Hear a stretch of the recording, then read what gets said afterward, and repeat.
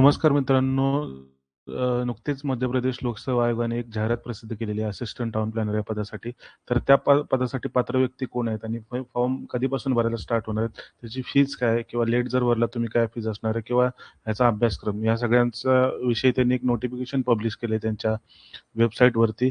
तर ते काय आहे डिटेल एक 5-10 मिनिटामध्ये ह्या व्हिडिओमध्ये समजून घेऊ आपण. ठीक आहे. ही परीक्षा ही तुमची 20/9/2026 रोजी होणार आहे आणि ह्याची ॲडमिट कार्ड्स हे तुम्हाला 10/9/2026 पर्यंत उपलब्ध होतील. ठीक आहे. आता हा परीक्षेसाठीचा एक्झाम म्हणजे फॉर्म भरण्यासाठी तुमची वेबसाईट लिंक ही 20 फेब्रुवारीपासून चालू होणार आहे. ते 27/3/2026 पर्यंत तुम्ही भरू शकता. ठीक आहे. सॉरी 20 फेब्रुवारीपासून चालू होणार आहे आणि ही तुम्ही 19/3/2026 पर्यंत भरू शकता. ठीक आहे. आणि 20/3/2026 पासून जर तुम्ही म्हणजे तुम्ही जर लेट भरलात फॉर्म, तर 20 तारखेपासून 26 मार्चपर्यंत तुम्ही 3,000 ही लेट फीज भरून तुम्ही हा फॉर्म भरू शकता. आणि तिथूनही तुम्ही भरू नाही शकलात, तर 27 पासून 26/8/2026 पर्यंत 25,000 एक्स्ट्रा फी भरून तुम्ही हा फॉर्म भरू शकता. म्हणजे हे लेट चार्जेस आहेत तुम्हाला. ठीक आहे. आता ही तुमची म्हणजे जे काही एलिजिबिलिटी आहे तिथं 21 ते 40 वर्ष वय वय तिथे लागणार आहे. तर ही गणना तुमची ही 1 जानेवारी 2027 झाली, तर 26 पाहिजे आय थिंक के संदर्भ में किया जाएगी. म्हणजे ह्या डेटपर्यंत तुमची हे एज गणना केली जाईल. ठीक आहे. कारण 27 जर झालं तर ही नेक्स्ट डेट पुढची आहे. एलिजिबल होणार नाहीत भरपूर जण. ठीक आहे. त्याच्यानंतर जर तुम्ही शैक्षणिक अर्हता बघितली, तर इथे हिंदीमध्ये ह्या सगळ्या गोष्टी दिलेल्या आहेत. तर तुम्हाला मी इंग्लिशमध्ये सांगतो, की कोण-कोण याच्यासाठी एलिजिबल असणार आहेत. ठीक आहे. तर ह्याच्यासाठी तुमची बॅचलर्स डिग्री हे 4 इयरचं प्रोग्राम असणं असणं गरजेचं आहे. कशामध्ये? तर टाउन प्लॅनिंग किंवा urban planning, regional planning, housing planning, rural planning, transportation planning आणि एन्व्हायर्नमेंट प्लॅनिंग किंवा इक्विव्हॅलंट क्वालिफिकेशन म्हणजे बी प्लॅन आणि बी एम प्लॅन पाहिजे तिथं. ठीक आहे. तर ही सगळी लोकं इथं एलिजिबल आहे त्या पोस्टसाठी. ठीक आहे. आता जर तुमची ट्रान्सपोर्टेशनमध्ये बी-ए असेल किंवा एम-ए असेल, तर ती तुम्ही इथं ॲक्सेप्टेबल नसणार आहे. म्हणजे सरळ-सरळ कळतंय की इथं इंजिनिअर आणि तुमचे आर्किटेक्ट हे इथं एलिजिबल होणार नाहीत. ठीक आहे. आता ह्याच्यासाठी किती जागा म्हणजे कोण-कोण भरू शकतं फॉर्म? तर इथं डायरेक्टली दिलेलं आहे, की भारत के नागरिक हो तथा भारत के संविधान के तहत मान्य अन्य श्रेणियों के आवेदकों से नगरीय विकास विभाग के अंतर्गत निम्न पद हेतु आवेदन पत्र निमंत्रित किए जाते हैं. म्हणजे थोडक्यात ते काय सांगतायत, की ॲप्लिकेशन्स हे इन्व्हाईट केले जातात कोणाकडून? तर इंडियन सिटिझन्सकडून जे काय किंवा जे अदर एलिजिबल कॅटेगरीज आहेत, जे काही इंडियन कॉन्स्टिट्यूशनच्या अंतर्गत होतील. म्हणजे महाराष्ट्रामधून जर तुमच्याकडे ह्या डिग्रीज असतील, ज्या मगाशी आपण बघितल्या, तर त्या जर असतील, तर तुम्ही इथं ॲप्लाय करू शकता. ठीक आहे. आता ह्या व्हॅकन्सीज इथं आहेत, अनरिझर्व्ड 10 आहेत. या बघून घ्या तुमच्या व्हॅकन्सी कशा आहेत किंवा काही पी-डी-एफ शेअर करतो तुमच्यासोबत. ठीक आहे. तुमचं जे काही पे स्केल असणार आहे ते 56,100 पासून 1,77,500 पर्यंत जाणार आहे. ठीक आहे. तर ही ग्रुप बीची पोस्ट आहे. त्याच्यानंतर तुमची तुमच्या पदाचं नाव हे इथं असिस्टंट टाउन प्लॅनर असणार आहे. इतर काही गोष्टी इथं इम्पॉर्टंट नाहीत. आणि ह्याची जी एज लिमिट आहे इथं दिली बघा, आयु सीमा 21 वर्ष की आयु पूर्ण कर ली हो, किंतु 40 वर्ष की आयु पूर्ण न की हो. म्हणजे 21 पासून 40 वर्षापर्यंत तुमची एलिजिबिलिटी राहणार आहे. ठीक आहे. जे काही एक्स्ट्रा एज रिलॅक्सेशन आहे ते परिशिष्ट 1 मध्ये त्यांनी दिलेलं आहे. ठीक आहे.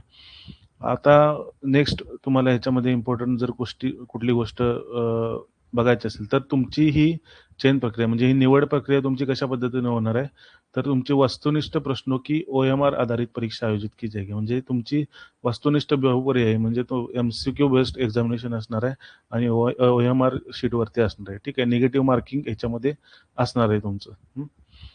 आणि ह्याच्यामध्ये अजून एक इम्पोर्टंट गोष्ट म्हणजे तुमचे जे काही इंटरव्ह्यू ह्याच्यामध्ये होतील, एलिजिबल जर झालात, तर विज्ञापित पदों के 3 गुना तथा समान अंक प्राप्त करने वाले अभ्यर्थियों को साक्षात्कार हेतू आमंत्रित किया जाएगा. ठीक आहे. म्हणजे 1:3 रेशो इथं असणार आहे. एवढं लक्षात घ्या. ठीक आहे. आता त्याच्यानंतर अजून एक गोष्ट इम्पोर्टंट इथं अशी आहे, की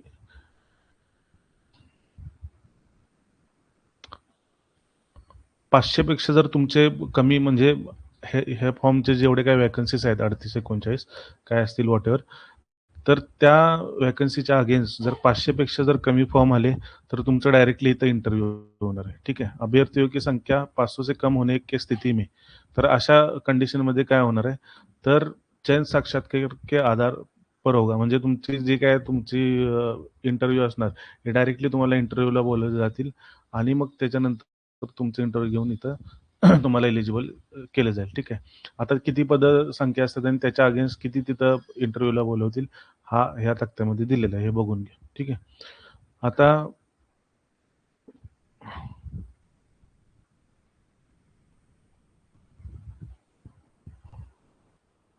आता इथं बघा तुमचा हा इंटरव्ह्यू हा 100 मार्कांचा असणार आहे। ठीक आहे, 100 मार्काचा इंटरव्ह्यू असणार आहे आणि त्याच्यामध्ये 41 हे तुम्हाला मिनिमम मार्क पाहिजेत जर तुम्ही जनरल असाल तर, म्हणजे डिफरंट लेबल नसाल तर। डिफरंट लेबलसाठी 31 मार्काचं मिनिमम क्रायटेरिया म्हणजे कॅप आहे।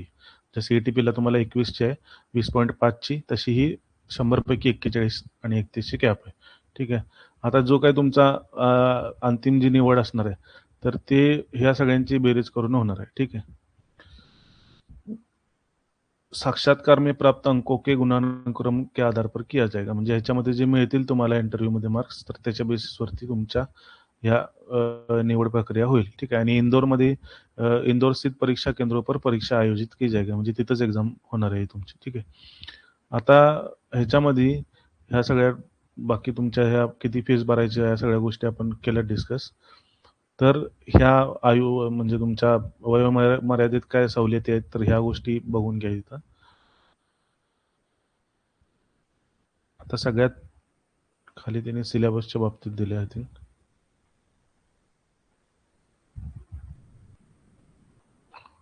बघा जनरल म्हणजे जे कोण हे असतील कास्ट वगैरे असतील तर त्यांना 250 रुपीज फी आहे आणि इतर लोकांसाठी 500 रुपीज फी आहे।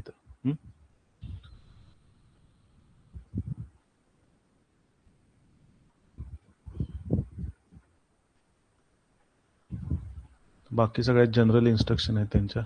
आता ह्याचा जो सिलेबस आहे तर त्यांनी सरळ सरळ दिले भाग एच मध्ये, परीक्षा योजना एवं पाठ्यक्रम यथाशीघ्र आयोग की वेबसाईट पर जारी किया जाएगा। ठीक आहे, म्हणजे ते थोड्या कालावधीनंतर ह्याचा सिलेबस जो आहे तो डिक्लेअर करतील तिथं। तर अशा पद्धतीनं कोणीही अप्लाय करू शकतं, ज्या कुठल्या पोस्ट होत्या ज्या तुम्हाला सांगितल्या एलिजिबल क्रायटेरिया, तर त्या अंतर्गत जी लोक येत असतील प्लॅनिंगमध्ये तर त्यांनी इथं अप्लाय करायला काही हरकत नाही। ठीक आहे, 20/9ला एक्झाम होणार आहे याची। ठीक आहे, सो थँक्यू सो मच।